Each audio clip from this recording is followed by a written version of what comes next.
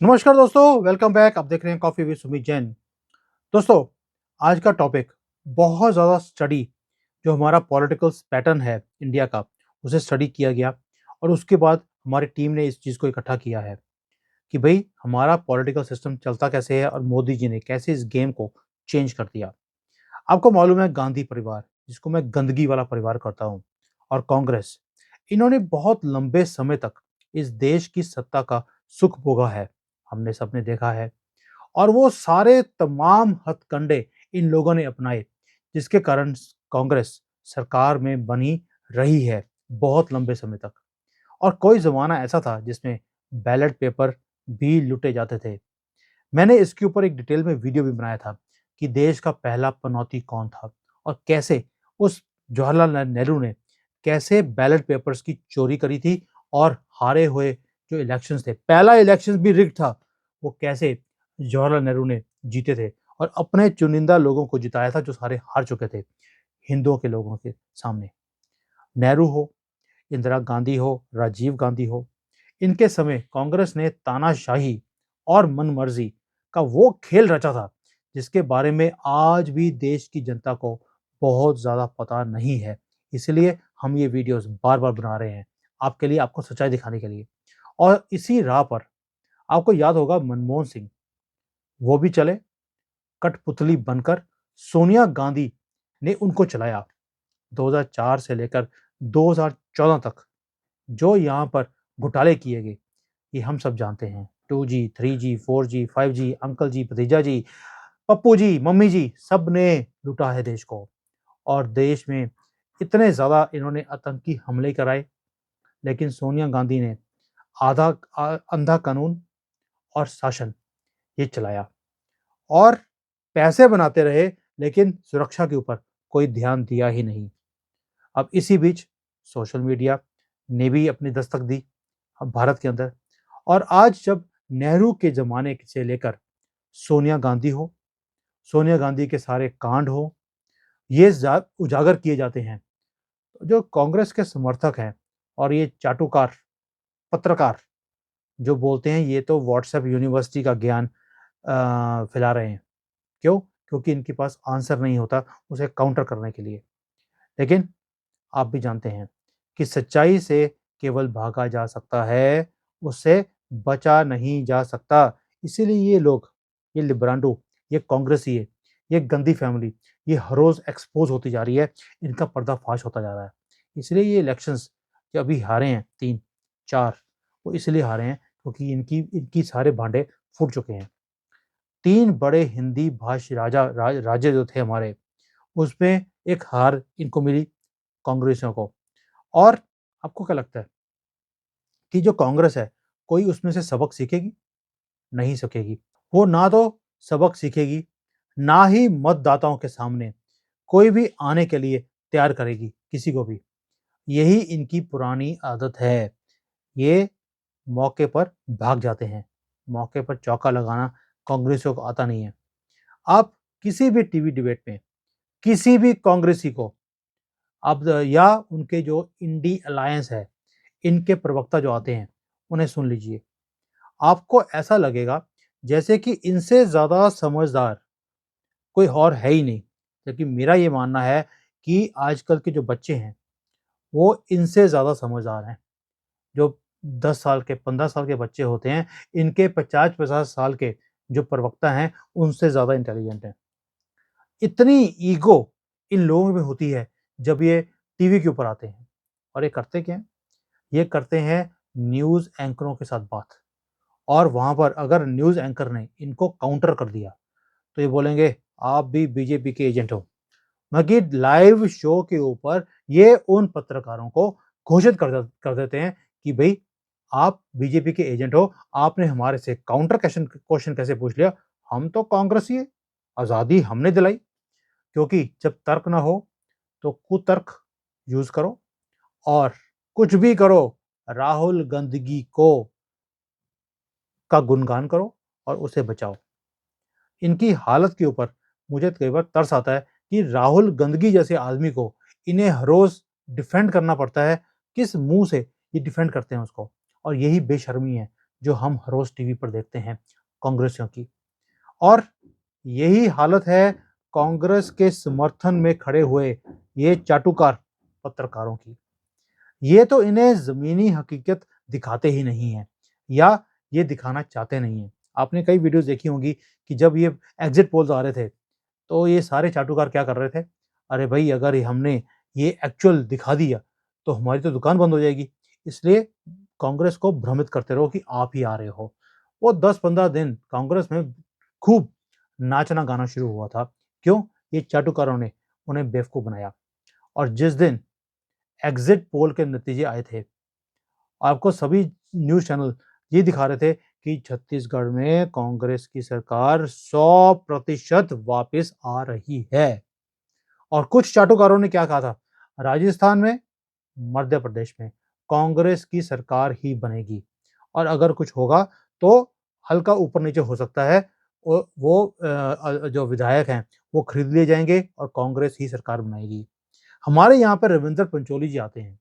उनका मुझे फ़ोन आया था ये वाला इलेक्शंस के रिज़ल्ट से पहले और उन्होंने कई बार मुझे मैसेज भी भेजे। हमने कई प्रोग्राम भी किए इसके ऊपर और मुझे उन्होंने साफ-साफ बोल दिया था कि तीनों राज्यों में बीजेपी ही आएगी और बाकी जितने लोग हैं उन्होंने मुझे ऑडियो कॉल सुनाई है कि भई हमें तो विश्वास नहीं हो रहा था कि 3 राज्यों में बीजेपी वापस आ जाएगी। लेकिन आपने इतने अनुमान इतना सही आपका सटीक था कि भई हम तो दंग रह गए हैं, आपकी इसके इसके ऊपर जो पॉलिटिकल समझ होती है। मैंने तो अमित शाह को वो वीडियो भेजी है कि सर आपने और ये कांग्रेसियों ने जो ये चाटुकार रखे हुए हैं अपने आस-पास, जो बोल रहे थे कि ये 1-2 में भी अगर बीजेपी आ जाए तो बहुत अच्छा है। आपको रविंदर पंचोली जी जैसे आदमी रखने चाहिए, जिनकी ज़मीनी जो पकड़ है वो इतनी तकड़ी है। और छत्तीसगढ़? छत्तीसगढ़ में भाजपा ने क्या किया था? जो मंत्री लेवल के स्तर के लोग थे, उन्हें पिछले 2 सालों में ज़मीन के ऊपर उतारा और वहाँ पर काम करवाया गुप्त रूप से और पूरे समय वो अंडरग्राउंड रहे, काम करते रहे और आखिरी के 1 महीने में तो पूरे छत्तीसगढ़ में भाजपा ने कांग्रेस को नाकों चने चबवा दिए थे। ये हालत करी थी बीजेपी ने।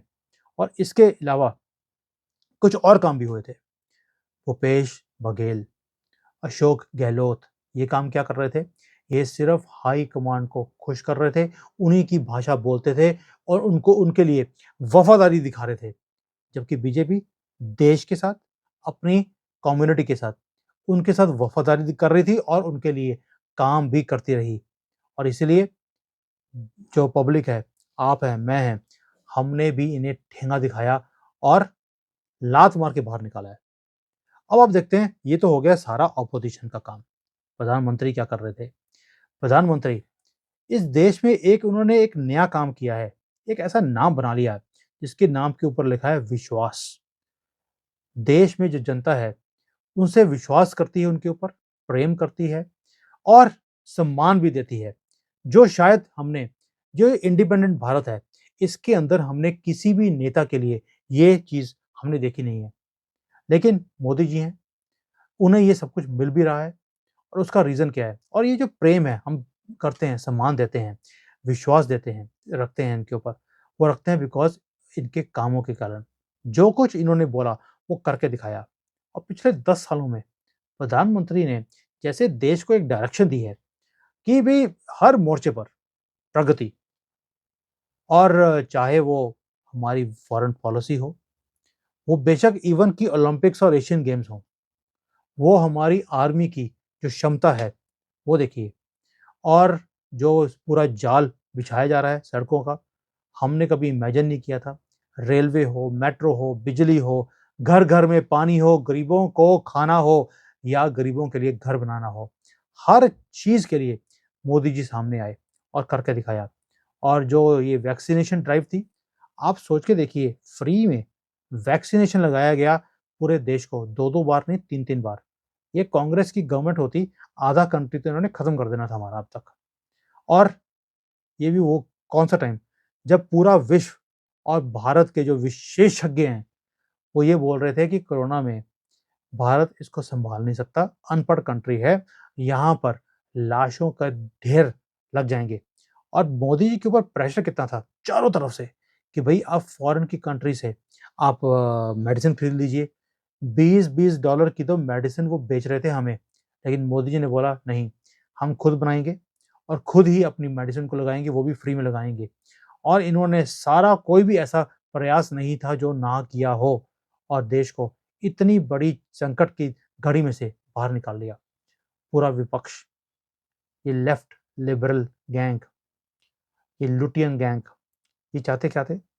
ये चाहते थे कि भारत में भयानक तबाही मचे, लोग मरे और ये लोग उस समय सिर्फ माइक लेकर लोगों के मुंह में घुसोड़ें और उन्हें बोलें कि भाई देखिए, मोदी जी पनौती हैं, हमारे लिए कुछ किया ही नहीं, आपकी ज़िंदगियों के साथ खिलवाड़ किया है। और जो ये वैक्सीन कंपनीज़ हैं, बाहर की कंपनीज़ हैं, उन्होंने इन्हें करोड़ों रुपए दिए, इन्हीं पत्रकारों को और इन्हीं नेताओं को भी, विपक्ष के नेताओं को, कि भाई आप मोदी जी के ऊपर प्रेशर डालिए और हमारी मेडिसिन भारत के लिए बिकवाइए। क्यों? 140 करोड़ लोगों को इंजेक्शन लगने थे। आप समझ सकते हैं? अगर आपको विश्वास नहीं होता, आप सारे ये पत्रकारों के और ऑपोजिशन लीडर्स के ट्विटर हैंडल देख लीजिए, भरे पड़े हैं। फॉरेन कंपनीज़ की मार्केटिंग करते हुए ये दिखते हैं आपको। लेकिन मोदी जी किसी की नहीं सुनी उस वक़्त और रिकॉर्ड समय में वैक्सीन बना भी दी और लगा भी दी। और ये जो विपक्ष है, इसके मुँह के ऊपर परमानेंटली ताले भी लगा दिए आज की डेट में। इस देश ने हमने वो टाइम देखा है, वो काला टाइम कोविड का, जिसको हमने पार भी कर लिया और हमने अकेले ने पार नहीं किया, हमने और लोगों को भी और कंट्रीज़ को भी हमने ये मेडिसिन फ्री में बाँटी है। उसी के कारण हमारी जो फ़ॉरेन पॉलिसी है, वो इतनी तकड़ी है कि आज पूरी दुनिया हमारे ऊपर विश्वास रखती है। वो दौर था, हम निकल गए, हम आगे बढ़ते रहे और हमारी आज जो इकोनॉमी है, जीडीपी है, 7.6% पर राइज़ कर रही है। बाकी दुनिया आधे परसेंट पर, 1% पर है, हम 7.6 पर हैं। और यही नहीं, हमारे जो अननोन मैन हैं, विदेशों में भारत के साथ जो ये आतंकी हमले करने की साजिशें करते हैं, उन्हें खोज-खोज कर, ढूँढ-ढूँढ कर मौत की नींद सुला भी रहे हैं हमारे अननोन मैन। भारत के जो विदेश मंत्री हैं, विदेशी मीडिया को और जो वहाँ पे जो पॉलिटिशियंस हैं, उन्हें आँख में आँख डाल के जैसे बेबाकी से बात करते हैं, जवाब देते हैं। ये मैंने भी अपने 75 साल की जो हमारी हिस्ट्री है कंट्री की, उसमें मैंने नहीं देखा। अगर आपको याद हो, जो हमारे कांग्रेस के टाइम पर फॉरेन मिनिस्टर होते थे, कैसे लेट जाते थे दूसरों के सामने। आपको अगर एक भी फॉरेन मिनिस्टर उनके टाइम पे हो, जो खड़ा होता था भारत के लिए, आप उसका नाम लिखना ज़रूर यहाँ पर। और ये हमारे विदेश मंत्री के बारे में आप क्या सोचते हैं? मुझे कमेंट्स में डालना, क्योंकि ये चीज़ें ऊपर तक जानी चाहिए। और आज मोदी जी जब विदेश के लोगों से मिलते हैं, आपने उनका आत्मविश्वास देखा है? जैसे वो मिलते हैं, बात करते हैं, ऐसे लगता है कि प्रधानमंत्री नहीं, कोई दोस्त मिल रहा हो उनके साथ। यही चीज़ है जो मोदी जी ने गेम को चेंज किया है। और ये चीन या पाकिस्तान हो, इन दोनों कंट्रीज़ की हेंकड़ी निकाल दी मोदी जी ने। पाकिस्तान को तो 2 कौड़ी का रखा नहीं, भिखारी बनाकर पूरे दुनिया में भागने के लिए मजबूर कर दिया। और ये सारी चीज़ें हैं जो जनता देख भी रही है और समझ भी रही है। मोदी ने एक और क्या काम किया? मोदी ने जो देश की राजनीति है, उसको इस कदर बदल दिया है कि भई जिसका विपक्ष के सामने इनके ऐसा लगता है कि विपक्ष शायद तैयार ही नहीं है। ये सारा कुछ जो चेंज कर दिया, वो अभी भी पुरानी राजनीति में लगे हुए हैं। किसमें? तुष्टीकरण, जाति और मोदी जी परफॉर्मेंस, सिर्फ परफॉर्मेंस और कुछ भी नहीं। अब ये जो विपक्षी दल हैं, वो आज भी क्या क्या कर रहे हैं? एक मज़हब के लोगों को सिर्फ उनको तुष्टीकरण करते-करते उन्हें साधने में लगे हुए हैं। मोदी जी मोदी जी ने देश के हिंदुओं को ही जगा दिया। भई 80% है हम लोग और ये भी बता दिया कि ये देश तुम्हारा है और बहुत हो गया। अब नींद से जागो और देखो कि आजकल तुम्हारे साथ क्या हो रहा है। तुम मेजॉरिटी में भी हो, तुम टॉलरेंट भी हो, लेकिन तुम्हें 2 कौड़ी का इन ऑपोजिशन वालों ने समझ के रखा हुआ है और तुम्हें यूज़ करते हैं। अब इस नींद से तुम्हें जागना पड़ेगा। मोदी जी ने तो क्लियरली बोल दिया और इसीलिए ये जो इलेक्शंस हैं, इसको जीतने के बाद भी बहुत सीरियसली वो सबको जगा रहे हैं कि आपको जाति में काटा जा रहा है, बाँटा जा रहा है और आपको हराया भी जाएगा। इसलिए जागो मोहन प्यारे, जागो। और जो ये रही सही कसर है विपक्षी गठबंधन, इनके जो नेता हैं, उन्होंने भी हिंदू धर्म को गाली देकर अपमानित करने का पूरा प्रयास किया। हिंदू उससे भी जाग गया। दैट मीन्स उन्होंने सेल्फ गोल कर दिया। अब जहां पर राहुल गांधी का मंदिर-मंदिर भटकना आपको दिखता है, धोती पहनना भी दिखता है, धोती ढीली होकर गिरनी शुरू हो जाती है राहुल गांधी की, ऐसे लगता है एक जोक कर रहा है हमारे साथ। वहीं पर मोदी जी, वो भी मंदिरों में जाते हैं, वहाँ पर पूजा पाठ करते हैं, लेकिन बड़ा ही नेचुरल लगता है, वास्तविक लगता है, ये पीआर स्टंट्स नहीं लगते, जो राहुल गंदगी कर रहा है। दैट मीन्स इनकी जो ये राजनीति थी, ये बेवकूफ़ बनाने की हिंदुओं को, वो भी एक्सपोज़ कर दी मोदी जी ने।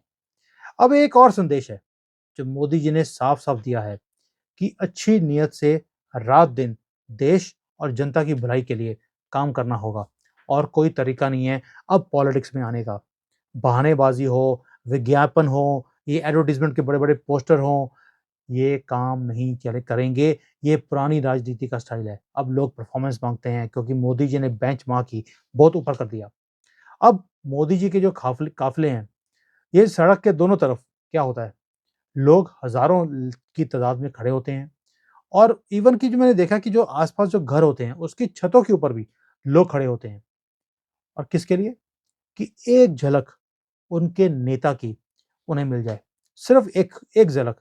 और मैंने देखा है कि जो लोग देखते हैं वो कहते हैं मोदी जी दिख गए और खुशी से उनका चेहरा जो होता है वो खिल जाता है और लोगों को बताते हैं जाकर, मैं मोदी को देख के आया हूँ। मिलना के दूर की बात है, देखने में भी खुश हो जाते हैं। और मुझे लगता है आजकल जो ये हमारे फ़िल्म स्टार हैं, ये तो वैसे ही फीके हो गए हैं, कोई देखता भी नहीं इनकी मूवीज़ को। ऐसी दीवानगी कहीं किसी टाइम पर उनके लिए होती थी, लेकिन मोदी जी ने वो चीज़ भी उनसे खींच ली और यही चीज़ें हैं जो विपक्ष को समझ नहीं आ रही कि मोदी जी इतने पॉपुलर क्यों हैं? इतनी इनको प्यार मिलता क्यों है? और इन लोगों के चेहरे की खुशी जो लोग होते हैं, ये चमक है, ये बताती है कि मोदी ने क्या किया है, क्या कमाया है और क्या खोया भी है। कांग्रेस समेत पूरा जो विपक्ष है, मोदी विरोध करते-करते अब भारत और सनातन का विरोधी हो गया है, जिसकी बड़ी भारी कीमत उसे अभी जो इलेक्शंस हुए थे स्टेट के, उसमें भुगतनी पड़ी। और 2024 में लोकसभा इलेक्शंस है भाइयों, इसमें भी इन्हें धूल चटानी ही पड़ेगी, ताकि इन्हें औकात पता लगे कि इनकी औकात क्या है और सनातन कहाँ है और हिंदू क्या है। एक आपने पंक्ति सुनी होगी, सो विवाद होवे ताकि ज़रूरत वक़्त काम आवे।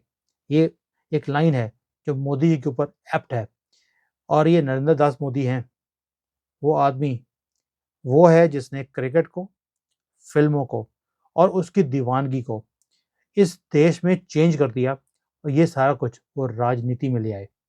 अब क्रिकेट हो, फ़िल्में हों, उससे ज़्यादा दिलचस्प तो इन्होंने पॉलिटिक्स को बना दिया। दोस्तों, मैंने आपके सामने एक पूरा चिट्ठा रखा है कांग्रेस का, ऑपोज़िशन का, मोदी जी का, काम करने का एक रिपोर्ट कार्ड रखा है। अब आपके ऊपर है कि आपने कैसे किसको चूज़ करना है, आपकी मर्ज़ी है। लेकिन आपको बताना है, मेरा फ़र्ज़ है आपको बताने का, करना आपने है। चूज़ आपने करना है, मर्ज़ी आपकी है। इकट्ठे रहना है या गले कटवाने हैं, ये आपके हाथ में है। उन्होंने अपना एजेंडा दे दिया, मोदी जी ने अपना एजेंडा दे दिया। Now choice is yours. Thank you. जय Hind. Vande Mataram. Hi there. If you liked the video, please don't forget to smash the like button, subscribe to our channel, and activate the bell icon so that you receive all notifications whenever we upload a new video. Thanks for watching.